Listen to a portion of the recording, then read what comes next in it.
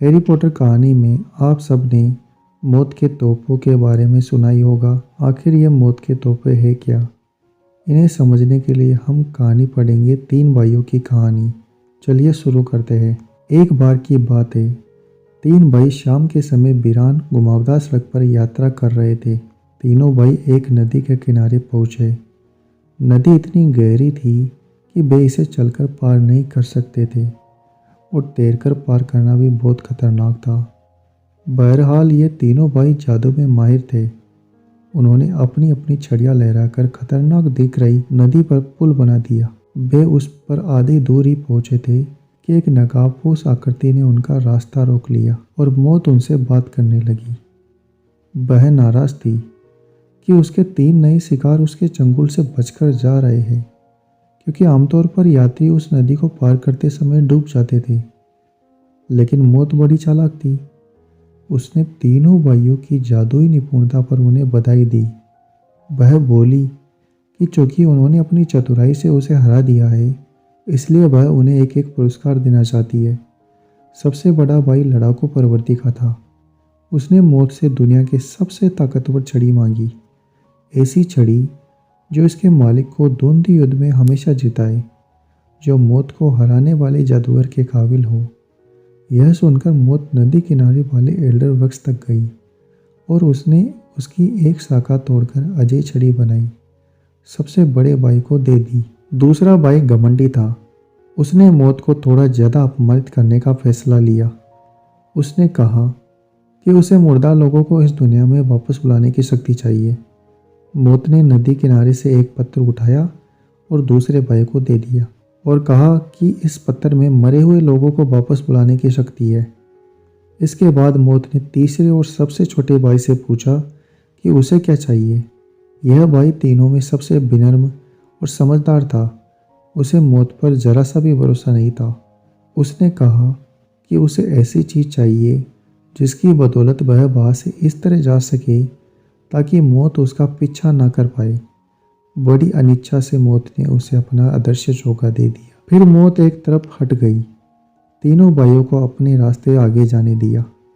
चलते चलते वे तीनों भाई इस रोमांचक अद्भुत घटना के बारे में बातें करते जा रहे थे। मौत के तोपों का गुणगान कर रहे थे। समय के साथ तीनों भाई अलग हो गए, अपनी अपनी दिशा में चल दिए। सबसे बड़ा भाई हफ्ते भर की यात्रा के बाद एक गांव में पहुंचा। वहाँ उसने उस जादूगर को ढूंढा जिससे उसकी पुरानी दुश्मनी थी। जाहिर है, जब हथियार के रूप में अजय छड़ी उसके पास थी तो दुश्मन जादूगर से हुए द्वंद्व युद्ध में वह कैसे नहीं जीतता।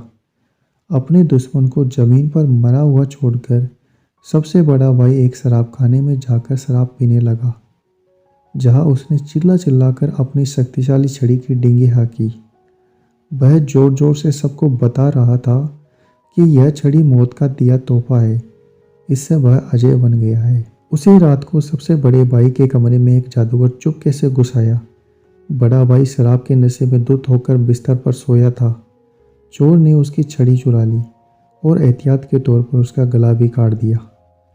इस तरह मौत ने पहले भाई को हरा दिया। इसी दौरान दूसरा भाई यात्रा करके अपने घर पहुंचा, जहां वह अकेला रहता था। या उसने उस पत्थर को बाहर निकाला जिसमें मरे हुए लोगों को वापस बुलाने की शक्ति थी। उसने उस पत्थर को 3 बार अपने हाथ में घुमाया।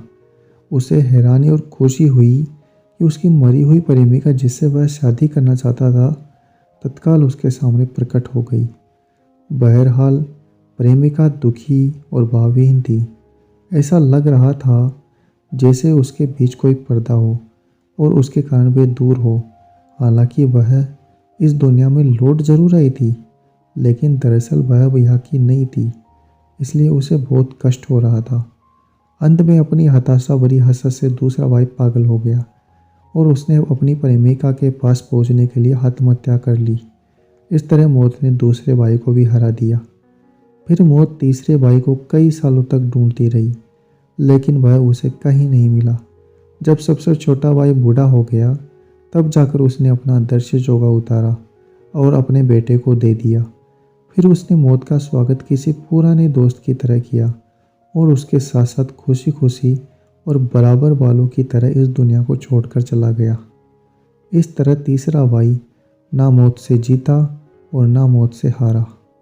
तो दोस्तों ये थी हमारी आज की 3 भाइयों की कहानी, जिसमें हमें मौत के 3 तोपों के बारे में जानने को मिला। उम्मीद है आपको ये कहानी पसंद आई होगी। अगर आप ऐसे ही वीडियो और चाहते हैं, जुड़े रहिए हमारे चैनल के साथ। Thank you. See you in the next video. Till then bye.